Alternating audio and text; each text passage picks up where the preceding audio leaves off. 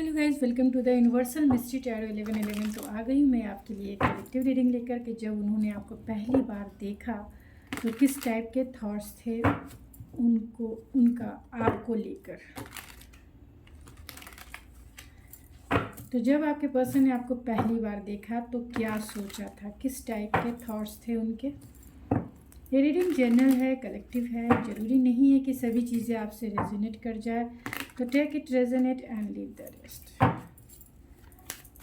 तो जब आपके पर्सन ने आपको पहली बार देखा तो क्या सोचा, प्लीज़ स्पिरिट बताएं। जो भी इस रीडिंग को देख रहे हैं, उनके पर्सन ने जब उन्हें पहली बार देखा,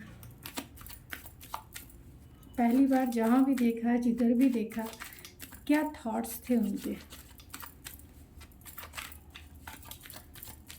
क्या थॉट्स थे। Oh my God, 4 of swords. क्या सोचते पहली बार देखा तो सोच ही सोच थे। जब उन्होंने पहली बार देखा आपको, मेरे व्यूवर्स को, तो क्या सोच थे। तो जब पहली बार देखा तो क्या थॉट्स थे मेरे व्यूवर्स के पर्सन की।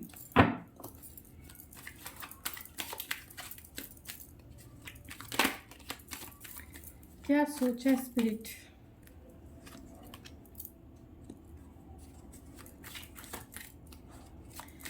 तो जब मेरे व्यूवर्स के पर्सन ने पहली बार देखा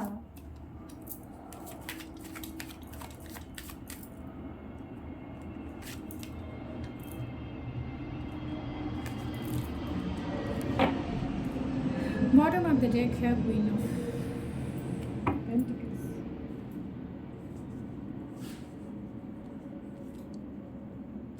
आप या आपके पर्सन टॉरस, वर्गो, कैप्रिकॉर्न हो सकते हैं, जो बहुत ज़्यादा स्ट्रॉन्ग है। कैंसर, पाइसिस, स्कॉर्पियो भी हो सकते हैं, लेकिन ज़्यादातर जेमिनी, लिब्रा, एक्वेरियस में, एक्वेरियस, टॉरस, वर्गो, कैप्रिकॉर्न में टॉरस, कैप्रिकॉर्न, वर्गो भी है। एरीज, लियो, सेजिटेरियस में सेजिटेरियस एंड एरीज सबसे ज़्यादा स्ट्रॉन्ग है। कैंसर, पाइसिस, स्कॉर्पियो में कैंसर एंड पाइसिस स्ट्रॉन्ग है। एंड जेमिनी, लिब्रा, एक्वेरियस, हाँ जेमिनी भी स्ट्रॉन्ग है। एक्वेरियस तो है ही, जेमिनी भी स्ट्रॉन्ग है।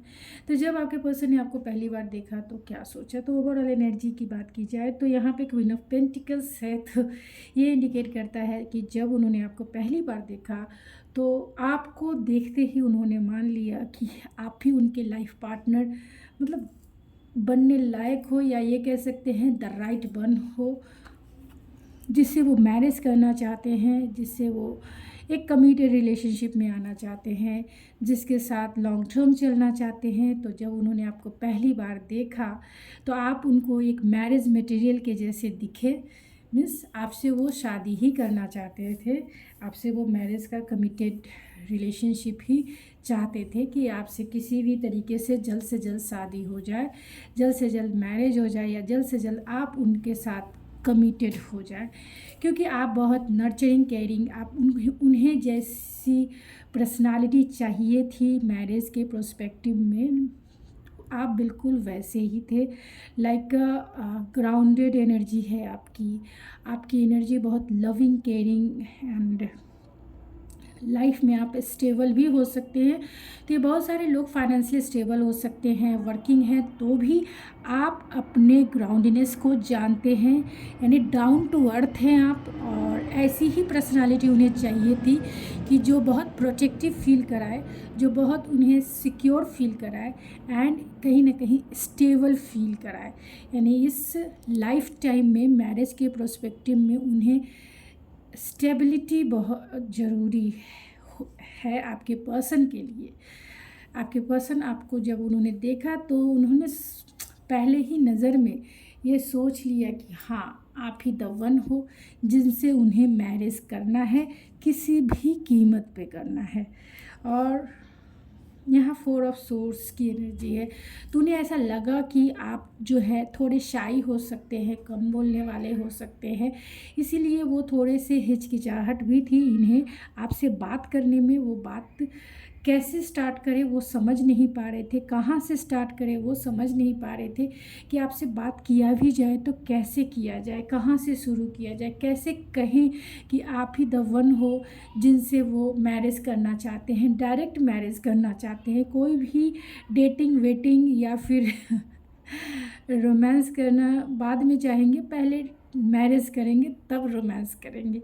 तो ये कैसे कहें, क्योंकि हेजिटेशन इस पर्सन को बहुत थी आपको लेकर, मतलब आपसे बात करना इनके लिए कहीं ना कहीं इनसिक्योरिटी की फीलिंग थी कि कहीं आप उन्हें रिजेक्ट ना कर दो, कहीं आप उन्हें उनके बिहेवियर या उनके थॉट प्रोसेस को कहीं आप नेगलेक्ट ना कर दो। तो ये तरह की उन्हें मीन्स इनसिक्योरिटी ज़रूर थी कि नेगलेक्ट होने के का उन्हें लग रहा था कि कहीं आप उन्हें रिजेक्ट ना कर दो, तो रिजेक्शन का फियर उन्हें ज़रूर था। इसीलिए वो आपके साथ लॉन्ग टर्म तो चलना चाहते थे उसी टाइम पे, लेकिन वो बात कहाँ से शुरू करें इन्हें नहीं पता था। तो इन्होंने यही सोचा कि आपके साथ स्लोली एंड स्टडी ही चला जाए, मीन्स धीरे धीरे करके आपके पास आपके करीब आया जाए और फिर वो मैरिज तक पहुँचे, यानी कि फिर वो मैरिज की बात करें। पहले आपको जाने, पहले आपको पहचाने, आपसे पहले न्यू बिगिनिंग की जाए, न्यू शुरुआत की जाए, तभी वो आपसे बात करें शादी के लिए। क्योंकि ये पर्सन आपको किसी भी वे में खोना नहीं चाहते थे, कॉन्शियस थे आपको लेकर कि उन्हें अगर कोई लाइफ पार्टनर चाहिए तो बस सिर्फ़ और सिर्फ आप ही चाहिए। पहला ही नज़र में इन्हें प्यार डेफिनेटली हो गया, क्योंकि आपकी एनर्जी ही इतनी प्रोटेक्टिव थी, इतनी ग्राउंडेड थी, इतनी सिक्योर फील कराने वाली थी और इतनी ही ज़्यादा स्टेबल थी। इसीलिए ये पर्सन बहुत हील फील कर रहे थे। लेकिन कहीं ना कहीं ये पर्सन डिफेंसिव भी थे कि कोई और आपको उड़ा के ले ना जाए, कोई और आपको पसंद ना कर ले, कोई और आपको उनके लाइफ से उठा के ले ना जाए, कहीं आप किसी और से ना मैरिज कर लो, कहीं आप किसी और को ना डेट कर लो। तो इस बात को लेकर कहीं ना कहीं इस पर्सन को इनसिक्योरिटी ज़रूर थी, क्योंकि 7 ऑफ वैंड्स से वो अपने दोस्तों से, अपने घर मतलब अपने ऐसे दोस्तों से जो आपको पसंद करते हैं, उनके दोस्तों में आपको पसंद करने वाले लोगों की संख्या भी बहुत ज़्यादा थी। उससे वो चाहते थे कि आपको प्रोटेक्ट करके रखे। वो अपने दोस्तों के सामने आपका कभी भी जिक्र भी नहीं करते थे, क्योंकि ये पर्सन आपको लेके ओवर प्रोटेक्टिव थे, ओवर प्रोटेक्टिव। ये ओवर प्रोटेक्टिव या प्रो प्रोटेक्टिव कह सकते हैं, क्योंकि ये पर्सन जो है आपको किसी भी कीमत पे किसी के साथ भी नहीं देखना पसंद कर रहे थे, क्योंकि यहाँ क्वीन ऑफ वैंड्स की एनर्जी है। तो कहीं ना कहीं ये पर्सन जब उन्होंने पहली बार देखा तो यही फील हो कि आप इतने टैलेंटेड हो, इतने ग्राउंडेड हो, इतने मल्टीपल टैलेंटेड हो, और ख़ास तौर से अपने ऊपर फोकस हो, लाइफ में एम्बिशियस हो, लाइफ में खुद की हॉबीज़ को एक्सप्लोर करने वाले हो, लाइफ में जो चाहते हो, अच्छे मैनिफेस्टर हो, कॉन्फिडेंस से भरे हुए इंसान हो, एंथुजियाज़म से भरे हुए पर्सन हो, फुल्ली रूप से एनर्जेटिक हो, पैशनेट हो। लोग इजी वे में आपकी तरफ अट्रैक्ट होते हैं, आपकी बॉडी से भी लोग अट्रैक्ट होते हैं, आपके टैलेंट से भी लोग अट्रैक्ट होते हैं, आपके स्ट्रैटेजिक से भी लोग अट्रैक्ट होते हैं, आपकी क्रिएटिव वे की एक्शन से भी लोग अट्रैक्ट होते हैं। यानी आप इतने क्रिएटिव हो, आप इतने टैलेंटेड हो कि लोग आपकी तरफ अट्रैक्ट हुए बिना नहीं रह पाते। और ये पर्सन कहीं ना कहीं इसी वजह से इनसिक्योर फील करते हैं। इनका पहला थॉट्स यही था कि आपको प्रोटेक्ट किया जाए और आपको जो है इनको किसी भी तरीके से अपना बना लिया जाए, क्योंकि ये पर्सन आपको किसी भी कीमत पे खोना नहीं चाहते। तो पहला थॉट्स यही था, इसीलिए इन्होंने पेशेंस बना के रखा कि घाई गड़बड़ी करने से इन्हें पता था कि आप इतने कॉन्फिडेंस से भरे हुए हो, फाइनेंशियली स्टेबल हो, हर एक तरह से स्टेबल हो, ग्राउंडेड हो, तो आप इन्हें भाव ही नहीं दोगे, आप इन्हें उतना आप उन्हें लाइफ पार्टनर के रूप में देखोगे ही नहीं। तो इसलिए ये पर्सन थोड़ा सा पेशेंसफुल रहना ज़्यादा पसंद इन्होंने किया, क्योंकि इन्हें इनसिक्योरिटी डेफिनेटली थी। से यहाँ पे 6 ऑफ कप्स एंड लवर्स का कार्ड है, तो इन्हें बहुत सारे लोगों के केस में इन्हें फील हुआ कि आप इनके डिवाइन काउंटर पार्ट हो, और बहुत सारे लोगों के केस में ये हो सकता है कि इन्हें पहले ही नज़र में ये फील हुआ कि आप इनके ट्रू सोलमेट हो। पास्ट लाइफ कनेक्शन तो दोनों केस में है, तो पास्ट लाइफ कनेक्शन हो, मतलब पास्ट लाइफ कनेक्शन हो सकता है। यहाँ 6 ऑफ कप्स की एनर्जी है, जहाँ एक अच्छे फ्रेंड की बात करता है। तो कहीं ना कहीं ये पर्सन, जब इन्होंने आपको पहली बार देखा तो अच्छी केमिस्ट्री मीन्स अच्छी कंपैटिबिलिटी इन्होंने फील की आपके साथ। चाहे वो म्यूचुअल अंडरस्टैंडिंग की बात की जाए, आप दोनों की म्यूचुअल अंडरस्टैंडिंग एक हो सकती है, अच्छी हो सकती है। आप दोनों एक दूसरे को बिना बोले भी समझ सकते हो, लाइक अ सोलमेट के जैसा। मीन्स आप दोनों एक दूसरे के लिए सपोर्टिव हो, आप दोनों एक दूसरे के लिए केयरिंग हो, आप दोनों एक दूसरे के लिए हमेशा जो हो सेफ जिससे कंफर्टेबल हो। तो इसीलिए पर्सन एक बेस्ट फ्रेंड के जैसा आपको देखते हैं, एक बेस्ट फ्रेंड इन्हें मिल गया ऐसा फील कर दे। तो पहले ही नज़र में इन्हें ऐसा लगा कि वो आपके साथ ईजी वे में कंफर्टेबल हैं, ईजी वे में आपसे वो सभी चीज़ें शेयर कर सकते हैं जो उन्होंने बहुत टाइम से किसी से भी नहीं बताया हो। चाहे वो लाइफ पार्टनर के बारे में हो, पर्सनल लाइफ के बारे में हो, प्रोफेशनल लाइफ के बारे में हो, या किसी भी सिनेरियो के बारे में, वो आपसे इजी वे में कंफर्टेबल हो सकते हैं, क्योंकि आप में वो एक्सेप्टेंस इन्होंने फील किया कि आप ऐसे पर्सन हो जो फुल्ली रूप से इन्हें एक्सेप्ट किया। इनकी कमियों को भी आपने एक्सेप्ट किया, और इनकी खूबियों को भी आपने रिकग्नाइज करवाया कि क्या क्या खूबियाँ हैं आपके पर्सन में, आपने रिकग्नाइज करवाया, बताया कि क्या क्या खूबियाँ हैं जिसे स्ट्रेंथ बना के लाइफ में वो कुछ भी कर सकते हैं। एंड इनकी कमियों को आपने ऑलरेडी एक्सेप्ट किया इजी वे में, जो दूसरे लोग नहीं कर पाए। और यही वजह है कि ये आपको अपना बेस्ट फ्रेंड, आप में वो अपना बेस्ट फ्रेंड देखते हैं, जहाँ वो कंफर्टेबल भी हैं, सिक्योर फील करते हैं, प्रोटेक्टिव फील करते हैं, और बहुत ही ज़्यादा कंपैटिबिलिटी कह सकते हैं, अंडरस्टैंडिंग कह सकते हैं। अच्छा, वो अच्छी मीन्स म्यूचुअल अंडरस्टैंडिंग अच्छी फील करते हैं।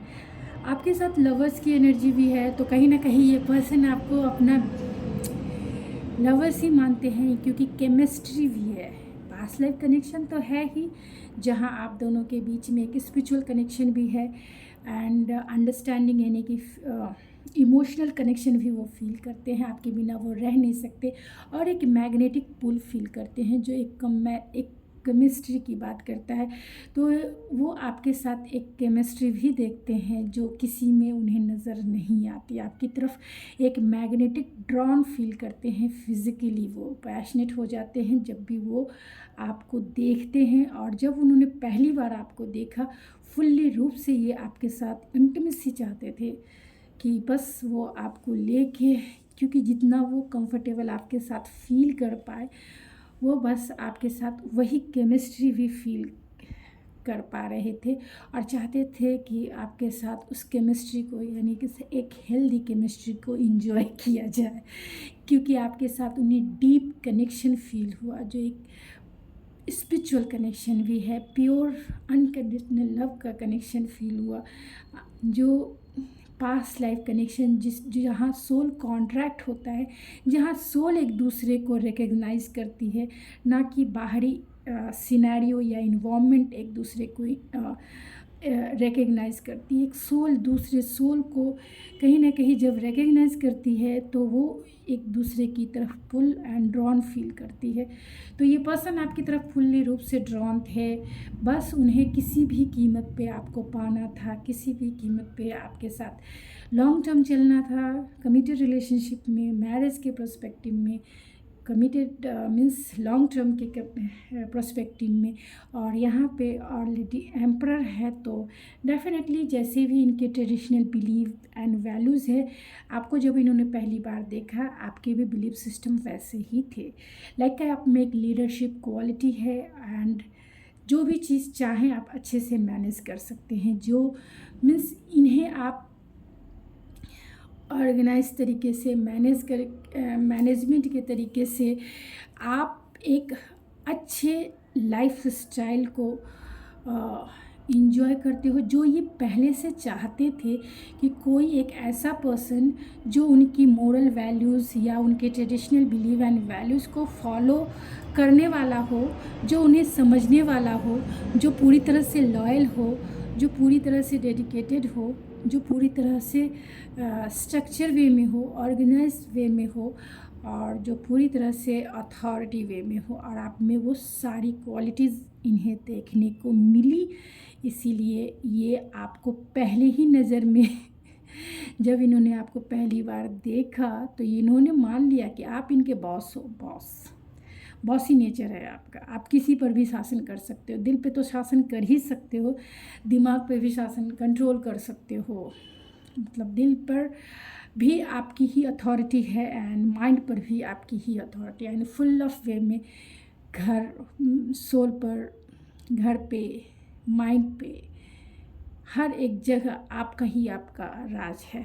तो ये पर्सन, ये इन्होंने जब आपको पहली बार देखा तो ये मान गए कि इन्हें कोई जीवन साथी अच्छा मिल सकता है, जो इन्हें राह दिखाए, जो इन्हें संभाल सके, जो इनके साथ लॉन्ग टर्म चल सके, जो इनके जीवन को संवार सके, जो इनके जीवन को सजा सके, जो इनके जीवन को ऑर्गेनाइज कर सके, मैनेज कर सके, वो सिर्फ़ और सिर्फ आप हो।